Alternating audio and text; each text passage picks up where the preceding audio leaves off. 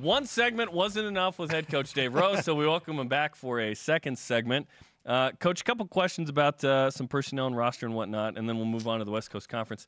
Nick Emery tweeted he has intentions to come back to BYU. Kind of, what's the latest with Nick? And if I was on Twitter, I would tweet that we have intentions to have Nick come back. Okay, it's if you were asking me, is it going to happen? I would say yes. There's a lot of things that are still involved, and we're excited about it. Love to have Nick back. The players would be really excited to get him back because, I mean, Nick's one of those guys who's like best friends with 5 or 6 of these players, and so that was something that was really interesting to see. And I talked about it at the banquet, to watch our guys go through that separation process when Nick, decided that, he needed to leave school, and, our guys, how they handled it and how they responded to it and how they supported him. And I would love to see the return of that and how they open their arms and accept him back, and then watch Nick go do his thing. Transfers, we started to talk about it generally, but specifically, that's the thing that happens. Guys leave unexpectedly. Sometimes guys come in. A guy like Elijah Bryant is graduating. He has a chance to transfer if he wants. How soon will you know if guys are going to transfer on your team? Well, usually those kind of things, at the end of the semester, you learn a lot about what's happening because they're really focused on, that academic part of it is such a big key to that being able to happen. So, you're always recruiting, and you always got guys that you're trying to, keep on the, just for example, we had a couple guys that were really, kind of had on the table, and we're kind of maybe putting off just a little bit to see what was going to happen, and both of them committed last week. So it's getting late, and it gets late pretty early in this recruiting process as far as having really good players. Because you're not trying to just build your program, bring a guy in and bring him along. You're trying to actually, replace one of your best players from the year before, and that puts a lot of pressure in it, but excitement on the returning guys, that they have opportunities. So we'll see. It's something that at the Final Four, I probably had discussions with 10, 15 head coaches, and all of them are talking about the same thing. Well, I got to get home and try and talk my guys out of leaving. So the first thing you're trying to do is keep you're talking about 40% of them. Yeah. I mean, think about it. You line up 10 guys, 4 of them are going to transfer. So you've got an issue every spring. One more thing about your team specifically, and then we'll turn the page and go to the WCC. With Coach Schroyer moving on to now be the head coach at McNeese State, where does the situation stand with a new assistant coach?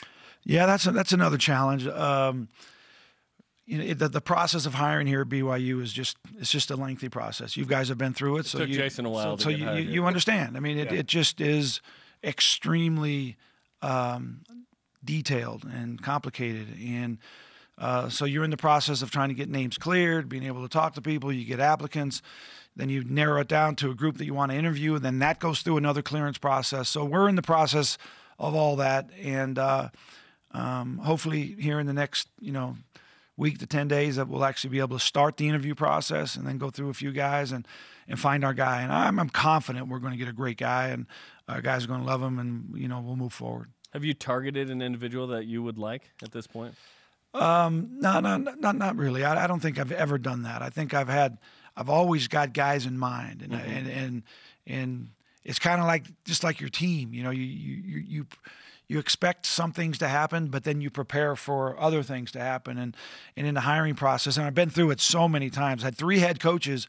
I mean, 3 coaches, assistant coaches, leave for head jobs from BYU, which I think might be a record in the 120 years we've actually played. I mean, this is really healthy on our staff as our guys being able to go out and reach their goals and go have a chance to run their program. So I'm excited for Heath. I mean, Heath will he'll have a very interesting spring, and he already has. He's got quite a few commitments. He's got issues with trying to keep his guys around. But I'm excited about the process, and then actually hopefully the solution. I remember last year we got Heath here. The first event that he did kind of officially was our golf tournament at Alpine, and now that's been named the Dave and Cheryl Rose Golf Classic for Huntsman Cancer Institute, and that was May 22nd when we had Heath. So hopefully we can beat that by a day or two. So take us through, obviously there was the announcement in the West Coast Conference that there's a change in how things are going to be scheduled. There's a change in the format for the tournament. Give us just kind of an overview on the changes and what went into those. All right. What went into those? Probably we'll talk about the part about Gonzaga going to the Mountain West Conference. Sure. Okay. That was interesting when that happened. And then the announcement of all the changes, that was interesting when that happened. And then the announcement of Gonzaga actually staying in the West Coast Conference. There you go. That's not a coincidence? I don't think it's a coincidence. Yeah, yeah.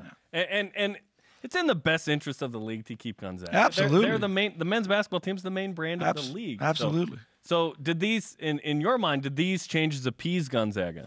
Oh, no question. Yeah, and I think there's a lot more, kind of changes that you don't know about yet, that you haven't seen, that will really help Gonzaga, which actually really helps us. Really helps BYU. So I think that revenue distribution and things like that, and so I think that it's healthy. I think that it's it's what you need to do. You need to be able to make adjustments, because this whole basketball, world, NCAA basketball world, is so fluent. It's just, and you've got to be able to make adjustments to keep things, running the way it needs to run. And we need Gonzaga in our league. And so I think the tournament format is probably more of an issue than all the rest of it. The scheduling for the regular season, I think obviously every team will do what they need to do.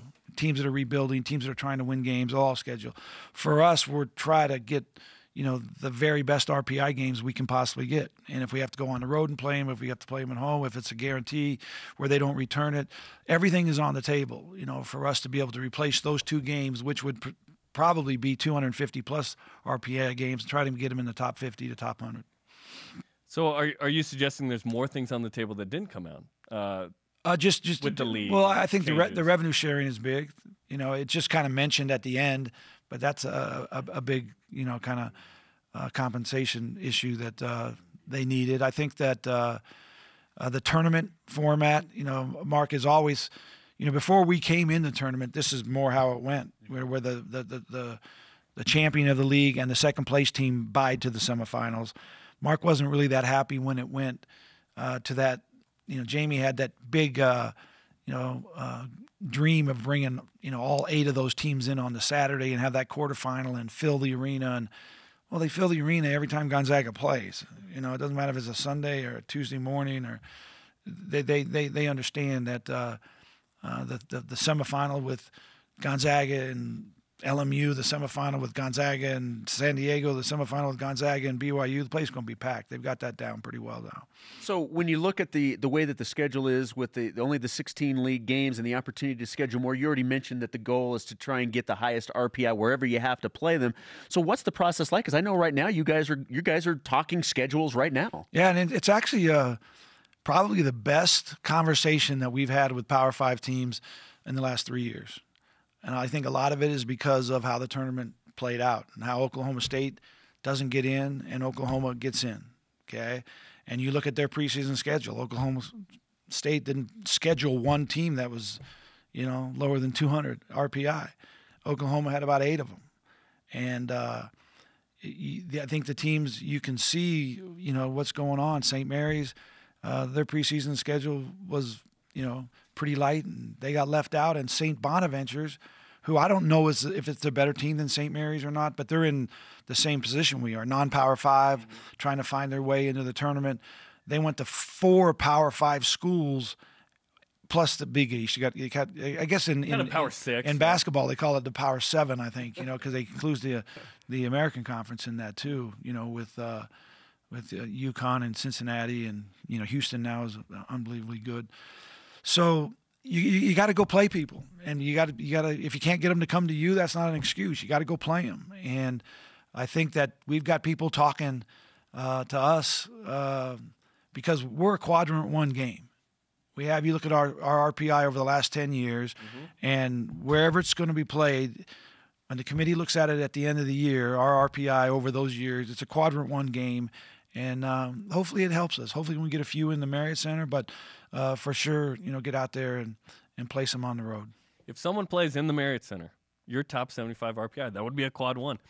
In league, so you'll play 7 teams, home and road. You'll play 2 other teams, 1 home, 1 road. Will St. Mary's, Gonzaga, and BYU play each other twice a year for the first, 7 years? Don't know. I mean, that's something that, excuse me, it was so, there was so much discussion, and every coach had their own opinion. And you get 10 guys in a room, and everybody's speaking from their spot, what they're trying to do from Malibu and what they're trying to do from San Diego and Oregon. And so that's it's just hard to get everybody to agree. But we all agreed on one thing this year, and that was to not play before Christmas, and the way the next year's schedule was actually put together is that we were going to be playing on December 26th. That's when the league would start. We all agreed that we didn't want to play on December 26th. And so other than that, it was a lot of guys talking about a lot of different things, but it all came together when the Zags decided that, this is what we needed to do, and everybody found a way to get it done. Everyone didn't agree. I don't know what the actual number was when the presidents voted, but it was not unanimous. And so, for me personally, in our situation here at BYU, we want to keep them in the league. That wasn't the case with everybody, so it'll be interesting to see how the next meeting turns out. Well, way to leave us with that nugget. We appreciate you coming in for not 1 but 2 segments. You've joked you've wanted your own show. Well, you got about half the show today. Okay. Oh yeah, I want to talk about baseball and soccer and women's softball. Those are all things that it's all coming up in the whip. We got to do it, man. Right, absolutely. Okay, that's all coming up where? In the whip around. It's in the we go through all the other sports that are going on too. Oh, all right. I gotta go now. I can't. Well, thanks, Coach. We appreciate the time. Thanks, guys. Thanks.